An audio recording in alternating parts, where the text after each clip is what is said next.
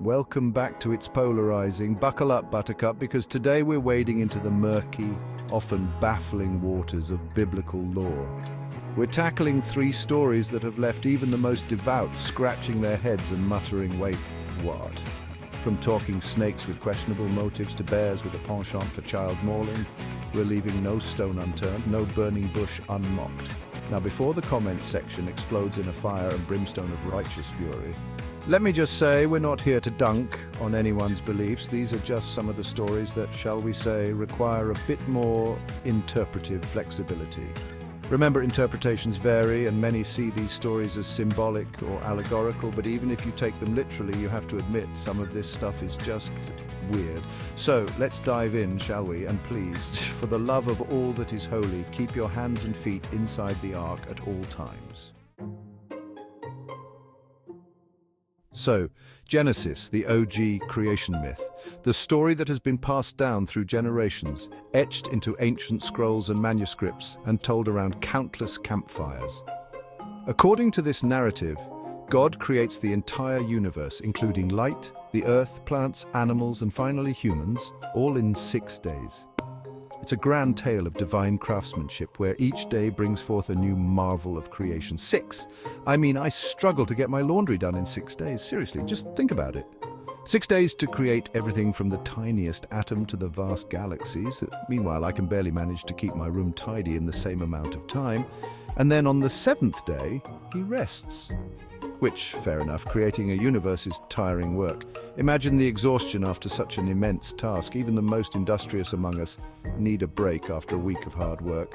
But it does raise some questions, like how exactly did this all come together? What was the process? Was it like a cosmic assembly line with each element falling perfectly into place? And what about before he created time? Was he just chilling in the pre-universe void, twiddling his thumbs?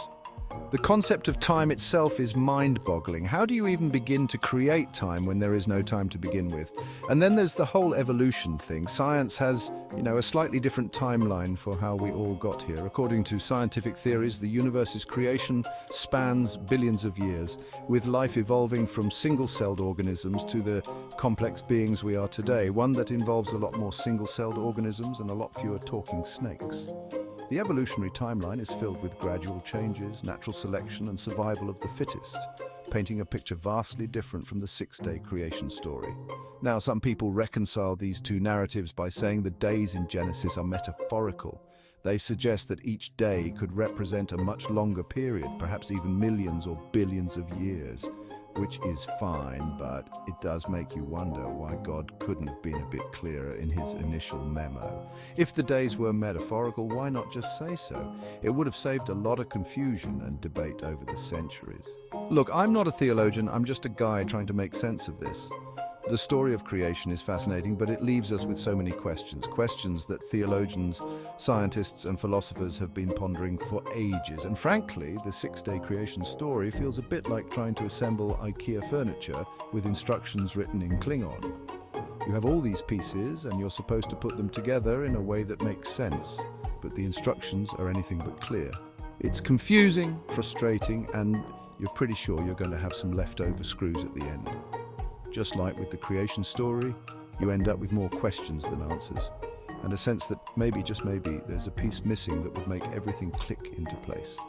In the end, whether you believe in the 6-day creation, the scientific explanation, or a blend of both, the universe remains a magnificent mystery, a puzzle that we may never fully solve, but one that continues to inspire awe and wonder. So, as we ponder these grand questions, let's appreciate the beauty and complexity of the universe. Whether it took 6 days or billions of years, the fact that we are here, able to question and explore, is a marvel in itself. And maybe, just maybe, the journey of seeking answers is just as important as the answers themselves. After all, it's the curiosity and the quest for knowledge that drive us forward, making life all the more enriching and meaningful. Next up, we have the talking serpent in the Garden of Eden. This character is one of the most infamous figures in religious texts, often depicted as the original bad influencer. The serpent's role in the story is pivotal, setting off a chain of events that would change the course of humanity forever. Now, I'm not an expert in herpetology, but I'm pretty sure snakes don't typically engage in philosophical debates about the nature of good and evil. In the natural world, snakes are fascinating creatures known for their stealth and sometimes venomous bite, but not for their conversational skills. So what's the deal here? Is this serpent just a particularly chatty reptile? Or is it something more sinister? The idea of a talking snake is intriguing and has led to countless interpretations and debates over the centuries. Some interpretations see the serpent as a representation of Satan, tempting humanity into sin. This view paints the serpent as a malevolent force, deliberately leading Adam and Eve astray to defy God's command. Others see it as a symbol of human curiosity and the desire for knowledge. In this light, the serpent becomes a catalyst for human growth and development, pushing humanity to seek out new experiences and understandings, even at great cost. But whatever it is, it raises some serious questions about God's design choices. Why create a scenario where temptation is so easily accessible? Why put a talking snake, or even a symbolic one, in a garden with two humans who are explicitly told not to eat from a specific tree? It's like leaving a plate of cookies in front of a toddler and saying, "Don't touch." What did you think was going to happen? The setup seems almost designed to fail, as if the outcome was inevitable from the start. It's a classic case of forbidden fruit syndrome. The more you tell someone not to do something, the more they want to do it. This aspect of human nature is well documented and has been the subject of many psychological studies. Honestly, the whole Eden narrative feels a bit like a cosmic prank show. Imagine a hidden camera setup where the host sets up an impossible situation and then watches the chaos unfold. The reactions of Adam and Eve, their confusion and eventual disobedience seem almost scripted for maximum dramatic effect. God sets up this idyllic paradise, puts a forbidden fruit tree right in the middle, and then waits to see what happens. The tree, often depicted as an apple tree, stands as a central symbol of temptation and the loss of innocence.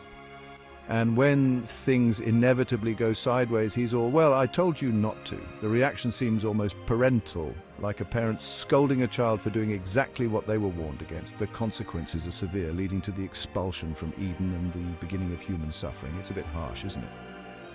The punishment seems disproportionate to the crime, raising questions about justice and mercy. This story has been analyzed and reinterpreted in countless ways, each offering a different perspective on the nature of temptation, free will, and divine intention. Ultimately, the story of the serpent in the Garden of Eden continues to captivate and provoke thought. Whether seen as a tale of original sin, a lesson in obedience, or a metaphor for human curiosity, it remains a powerful narrative that speaks to the complexities of the human condition. Chapter 3, Cain's wife, the original family mystery. So Cain kills Abel, bad Cain. This act of fratricide sets off a chain of events that has puzzled scholars and lay people alike for centuries. God banishes him to the land of Nod, east of Eden. This punishment is severe, but it also raises a lot of questions about the world outside of Eden. Okay, so far so good. We understand the concept of divine punishment, but then things get a bit murky. But then Cain finds a wife. Wait, what? This is where the story takes an unexpected turn. Where did she come from? The Bible doesn't provide a clear answer, leaving us to speculate. The Bible doesn't exactly offer a detailed family tree for the first few generations of humanity. This lack of information has led to numerous theories and debates. So, who are this woman's parents? Are there other people wandering around that we haven't been introduced to? The possibilities are endless and intriguing. Are there other people wandering around that we haven't been introduced to? This question opens up a whole new realm of possibilities about the early human population. Did Cain just stumble upon a prehistoric dating app? The idea seems absurd, but it highlights the mystery surrounding his wife. This is one of those biblical mysteries that really makes you scratch your head. The lack of information leaves much to the imagination. Some argue that there were other people created besides Adam and Eve, but the Bible doesn't explicitly say that. This theory suggests a broader creation narrative. This ambiguity has led to various interpretations and theories. Others suggest that Cain married his sister, which, well, let's just say that raises a whole set of questions. This theory, while controversial, is one of the more commonly accepted explanations. The idea of sibling marriage is unsettling to modern sensibilities, but it might have been a necessity in the early days of humanity. The whole Cain and Abel story is a bit of a mess, frankly. Brotherly rivalry, murder, mysterious wives. It's a narrative filled with drama and unanswered questions. It's like a reality TV show written by a particularly morbid screenwriter. The story has all the elements of high drama and intrigue, and the lack of explanation about Cain's wife is just one of the many plot holes that leave you wondering what the writers were thinking. This mystery has sparked countless debates and discussions over the years. Scholars have proposed various theories ranging from the existence of other human beings created by God to the possibility of sibling marriages. Each theory has its own set of implications and raises further questions. The Bible, while a sacred text, leaves much to interpretation, especially in its early chapters. The story of Cain and his mysterious wife is a prime example of this. As we delve deeper into these ancient stories, we realize that they are not just religious texts, but also windows into the human condition and the mysteries of our origins. The mystery of Cain's wife may never be fully resolved, but it continues to captivate and intrigue those who seek to understand the early days of humanity. In the end, the story of Cain and his wife is a reminder of the many unknowns that still exist in our understanding of ancient texts and human history. And so, the mystery remains a testament to the enduring enigma of our earliest stories and the questions they leave unanswered. Well, there you have it, 3 of the many Bible stories that are, shall we say, ripe for discussion. We've covered everything from questionable parenting choices to divine acts of questionable judgment, and honestly, I'm still left with more questions than answers. But that's the beauty of these stories, isn't it? They challenge us to think critically, to question our assumptions, and to engage in meaningful conversations about faith, morality, and the human condition. Even if those conversations sometimes involve talking snakes and bears with anger management issues. Thanks for watching. If you enjoyed this video, don't forget to like, comment, and subscribe to It's Polarizing for more thought-provoking content. And if you have any alternative explanations for these stories, please share them in the comments below. I'm genuinely curious. See you next time.